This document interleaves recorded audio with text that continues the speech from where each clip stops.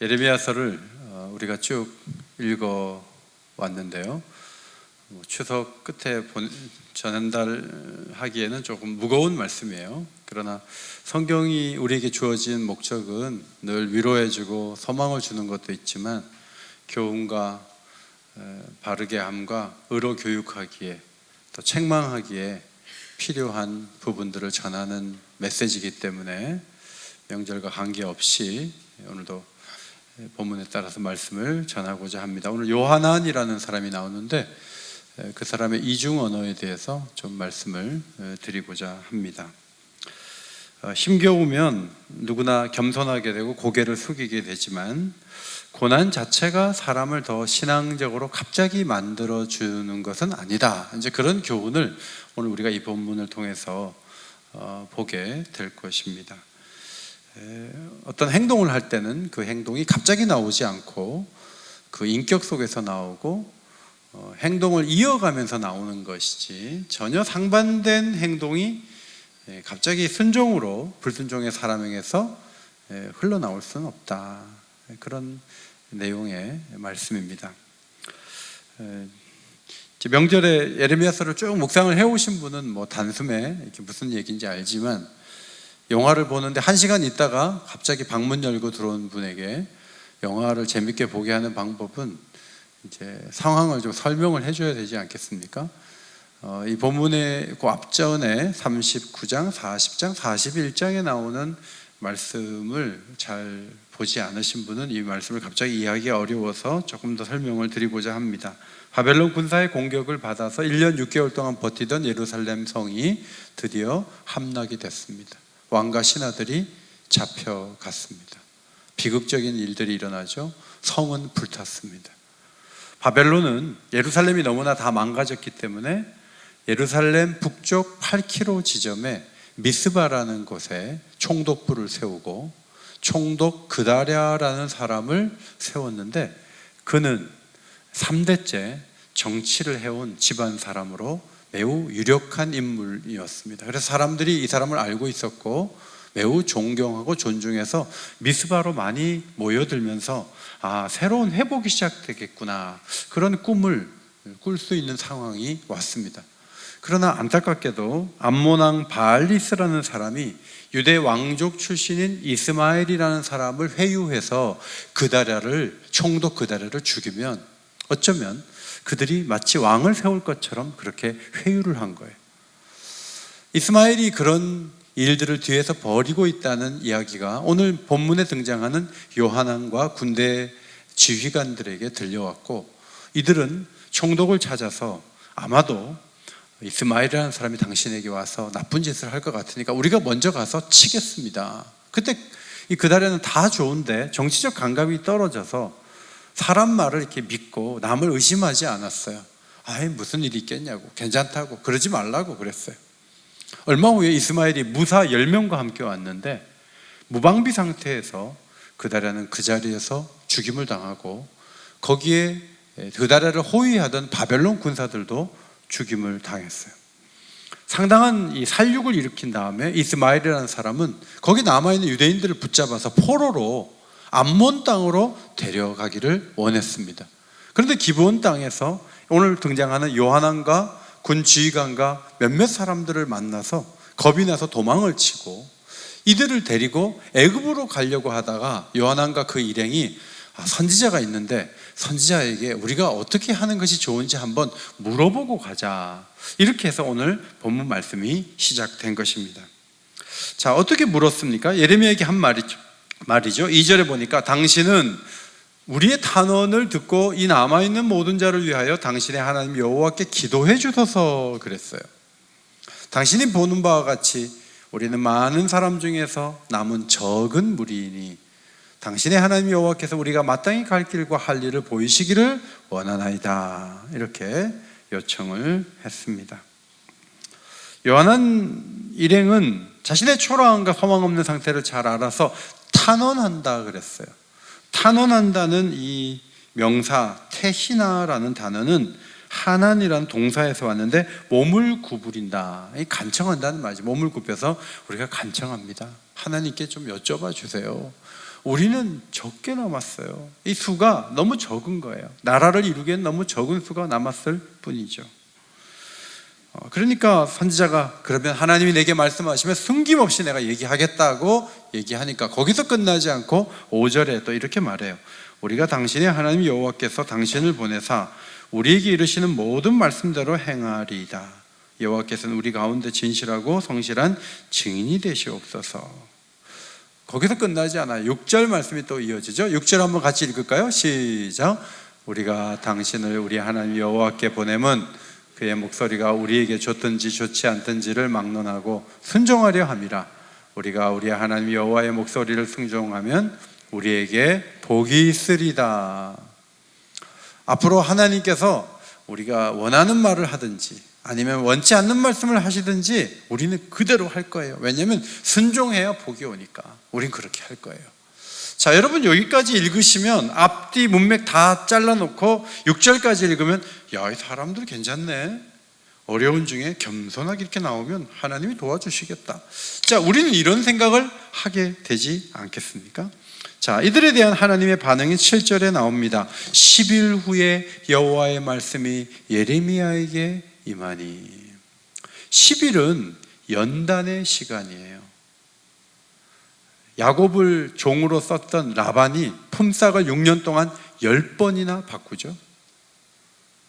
10가지 재앙이 애굽에 내려오죠.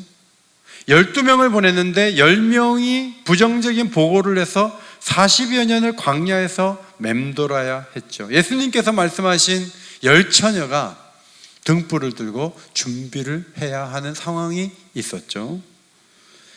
10일이라는 시간도 다급하게 묻는 사람들에게 필요한 시간이었어요.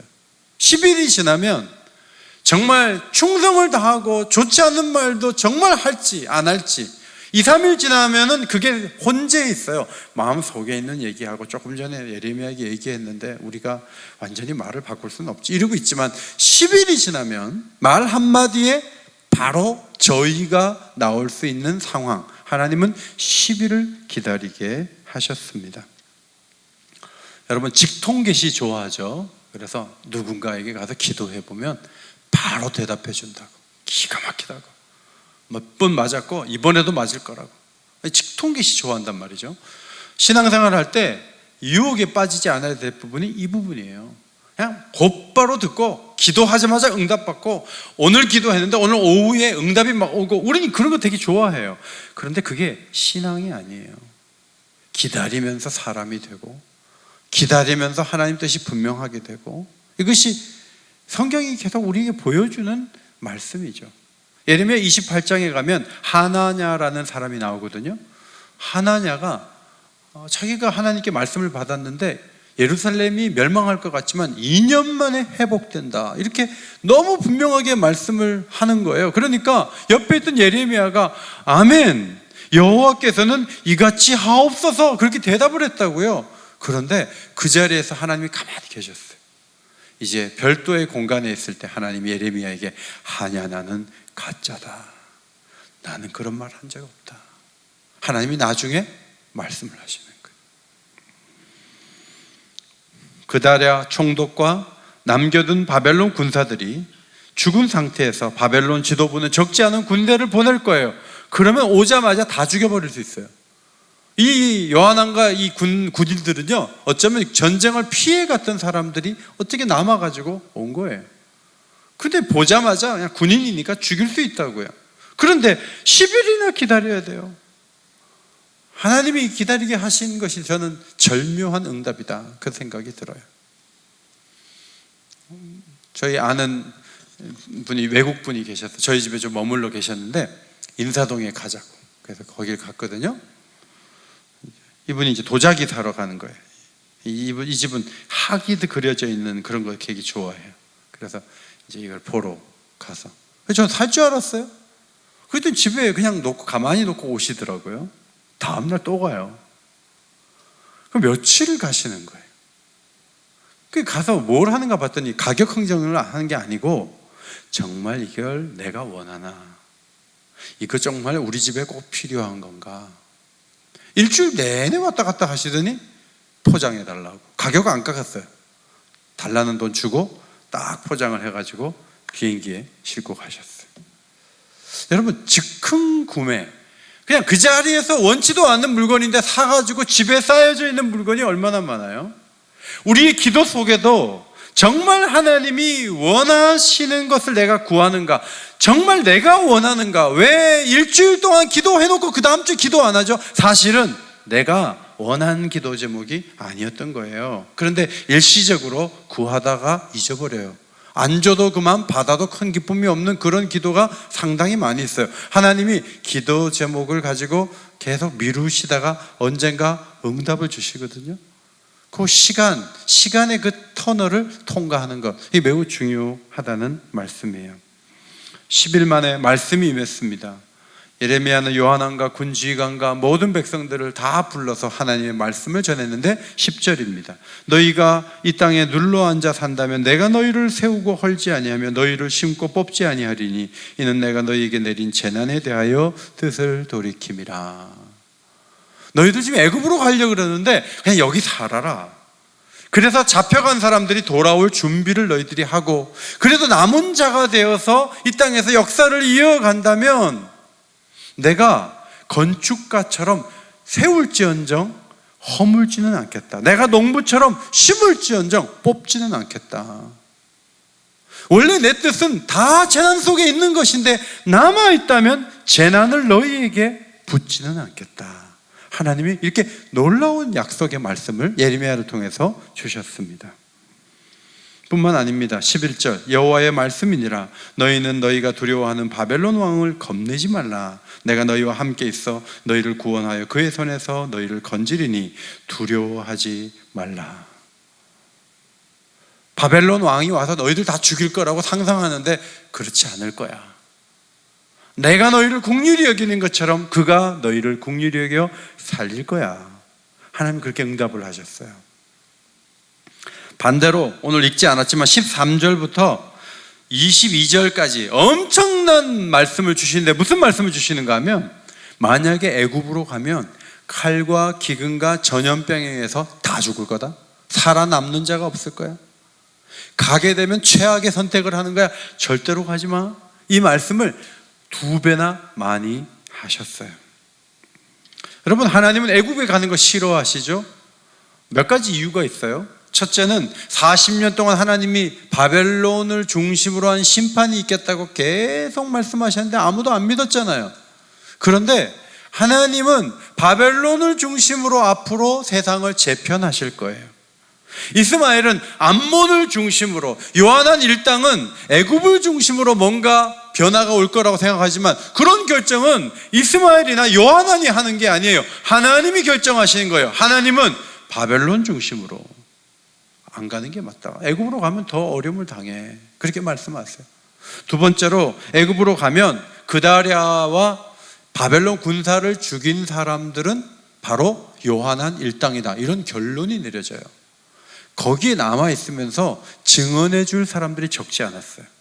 그러면 그들이 증언해 주면 이들은 혐의를 벗게 되고 어쩌면 요한한은 총독으로 다시 세워질 수도 있는 위치에 있는 사람이에요.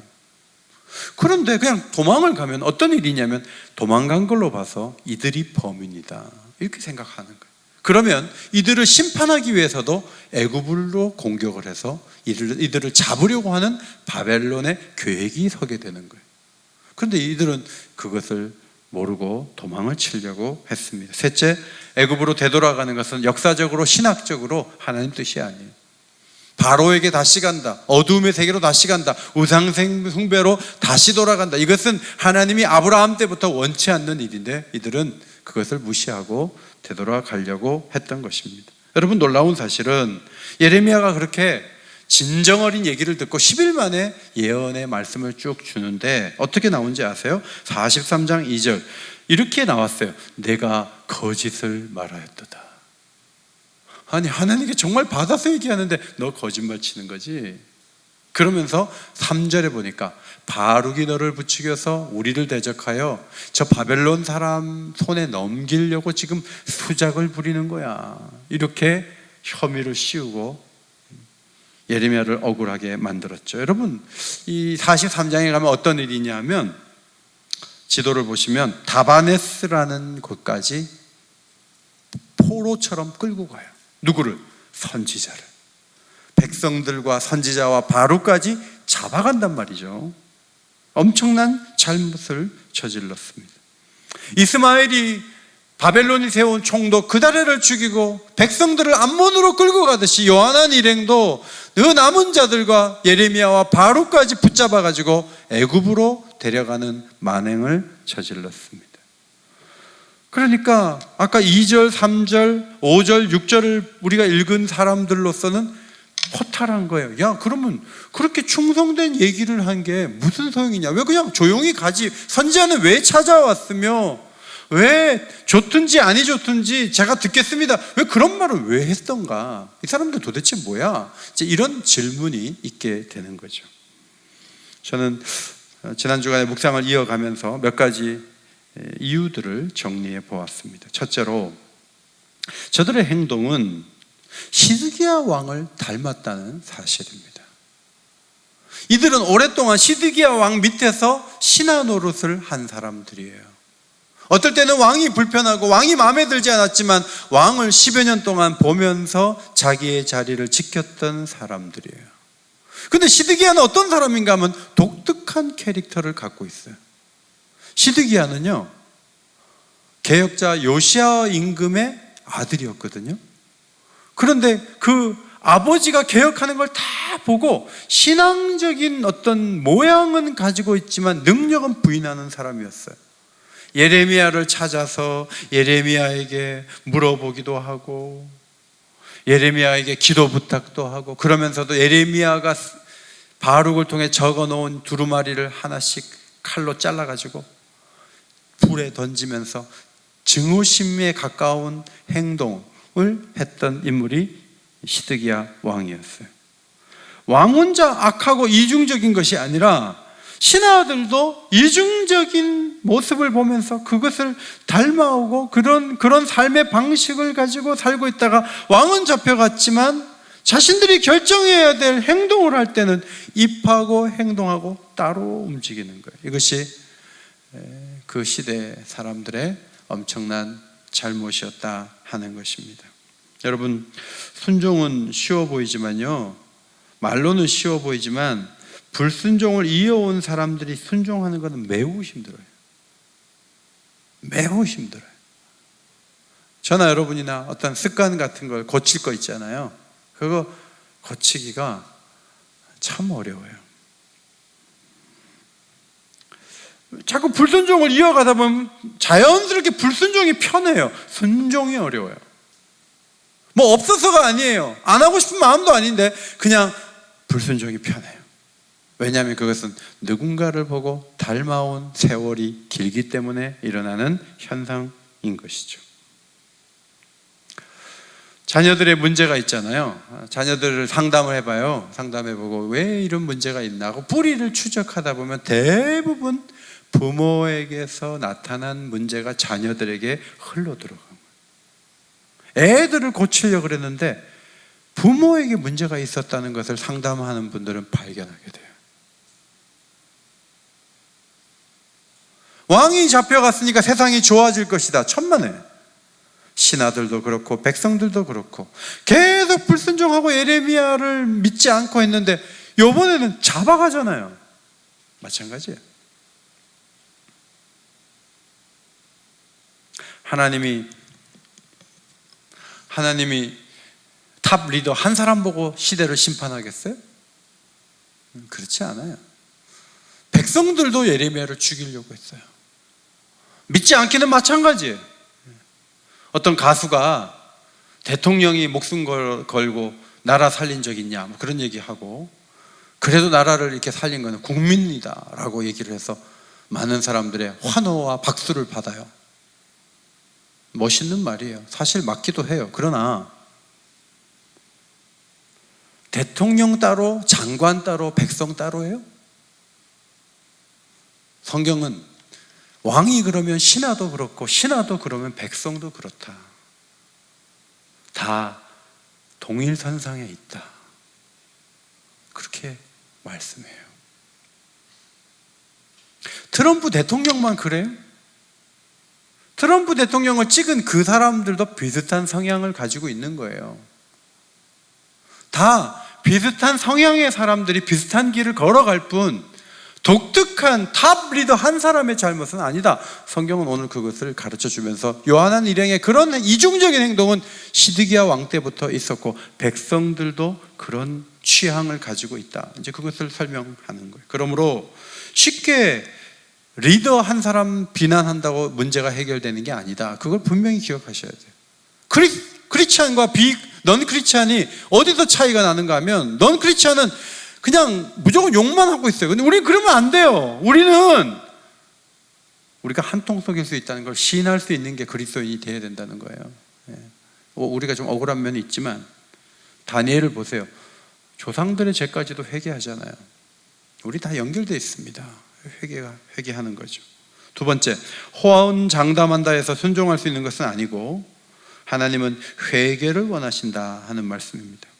예수님이 마태복음 21장에 비유를 말씀하셨는데 어떤 아버지에게 아들 둘이 있었는데 큰아들에게 포도원 좀 갔다 와야 되겠다 그랬더니 예, 그리고 딴 데 갔어요. 둘째 아들은 싫어요 아버지. 이 막내들이 주로 이렇게 자기 말 하잖아요. 싫어요, 안 갈래요. 그랬는데 생각해 보니까 안 되겠어요. 뉘우치고 갔다 그랬어요. 그 어느 아들이 아버지에게 순종하는 아들인가? 예수님께서 물으셨죠. 여기 중요한 말씀, 실소이다 했지만 뉘우치면 가는 거예요. 행동을 바꾸기 위해서는 순종하려면 회개의 과정이 필요해요. 회개하지 않고 말을 많이 하는 거는요, 신뢰하면 안 돼요. 사업을 하는 우리 교인들이 있는데 만나자마자 어느 교회 나가냐고. 저 옥인교회. 제가 옛날에 이 옥인동에서 자랐다 그러면서 자기가 교회에서 뭐하고 거의 다 사기꾼이에요. 거의 다 사기꾼이에요. 물건 갖고 얘기해야 돼요. 말을 많이 하면 일단 의심해야 돼요. 신앙생활도 마찬가지예요. 제가 전화를 오랜만에 하면은 막 교회 걱정은 혼자 다 하시는 분들이 계세요. 근데 미안한 얘기인데 3월 이후로 한 번도 안 오셨어요. 어떤 분은 그냥 담담하게 전화를 받아요. 다음 주에 딱 와서 앉아 있어요. 여러분, 목회자가 보기에, 하나님 보시기에 누구를 더 선호하시겠어요? 말을 많이 한다 그래서 좋은 거 아니에요. 내가 어떤 길로 가야 되겠는가? 무엇을 행해야 되겠는가? 생각하고 행동하는 것. 그렇게 행동하기 위해서는 뭐가 필요한가 하면 회개가 필요해요. 하나님, 잘못했습니다. 용서해 주십시오. 그러면 행동이 바뀔 수 있어요. 그런데 회개 없이 정의를 말하고 옳은 길을 말하고 말 많이 하라 그러세요. 행동하지 않아요. 그냥 그 자리에 자기 하던 대로 그냥 사는 거예요. 그냥 버려둬야 돼요. 그런데 회개하면 달라질 수 있어요. 하나님 우리에게 뭘 원하시는가는 자명한 거예요. 예레미야서를 보면서 시대 상황이 비슷하잖아요. 공감되는 부분이 너무 많잖아요. 하나님이 계속 우리에게 말씀하시는 게 뭐죠? 회개하라는 거예요. 왜 코로나를 몇 달짜리가 아니라 몇 년짜리를 주시려고 하는 거죠? 회개하는데 시간이 많이 걸려요. 다 회개하려면 좀 긴 터널을 가야 되겠다. 산이 높고 클수록 터널이 긴 거예요. 우리가 회개할 양이 많은 거죠. 그래서 시간만 나면 우리가 기도하면서 회개해야 돼요. 그래야 교회가 새로워지고 시대가 바뀌고 사회가 변화될 수 있다. 이것이 하나님의 뜻인 거죠. 세 번째, 자신의 예측과 하나님의 뜻 사이에서 우리는 도움이 필요하다는 것입니다.